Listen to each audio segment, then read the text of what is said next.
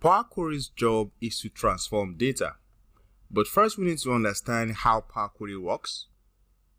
So just like you have in Power BI and other Office applications, you have tabs at the top of the Power Query window. Underneath each tab, you have a ribbon that has a couple of commands. Now, all of these commands you see in Power Query are basically for transforming your data. So you're bringing in data in a particular state. Power Query can change the state of that data by performing over 380 different transformations. So as you can see something like remove columns, you can see something like remove rows, you can see split columns, you can see something like use first row as headers, you can see replace values. If I come to my transform tab, you will see some other things such as formats, you can see something like information, and a lot of other things, other transformations you can do with Power Query. So merely clicking on all of these commands is going to effect a transformation on your data. Okay, but then what does Power Query use to effect all of these transformations? So anytime you click on any of these buttons you see here, any of these commands, a transformation is being effected and that transformation is being recorded.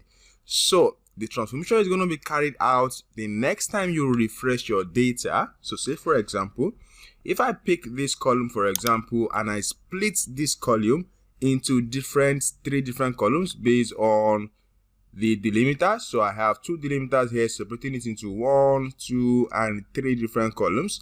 So if eventually I have a new data set that is coming in, whenever I click on refresh, whatever transformation I've done that splits this column will automatically apply to the new data as well.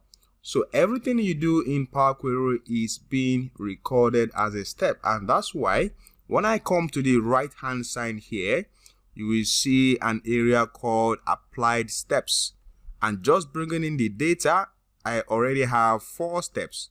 So the first step, if I click on it, so I can click on this step, source, is when I try to connect to Excel file. So this is telling me that my source is Excel. Then there was a navigation window, if you remember the navigator. So there was a navigation window where I had to choose which file or which table am I connecting to. I had to click on the orders table then. Then Power Query tries to be smart. So when you look at this, you would see that row 1 has the headings, and the headings are called columns. Column 1, column 2, column 3. So Power Query tries to be smart, and then it understands that what you have on the first row is supposed to be the headings. Then he applied an additional step called promoted headers. So you see promoted headers here, and now what we previously had on row 1 is now the headings. And finally, Power Query is trying to do a check on all the columns to find out what type of data the column contains. For example, row ID column has numbers 1, 2, 3. But if I come to the home tab here, and towards the right hand side, you will see that the data type is called any. More like Power Query doesn't understand what this data type is. And when I go to the order dates column, this is a column that contains dates. But then on data type, what you find out is this is also an any data type column, which means Power Query doesn't understand what it has. When Power Query now tries to be smart and the brain opens up, it tries to check what the correct data type is for each of these columns. He applied an extra step called change type.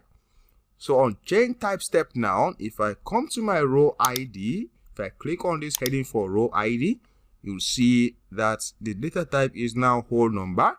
And when I click on order dates, you see data type is now date.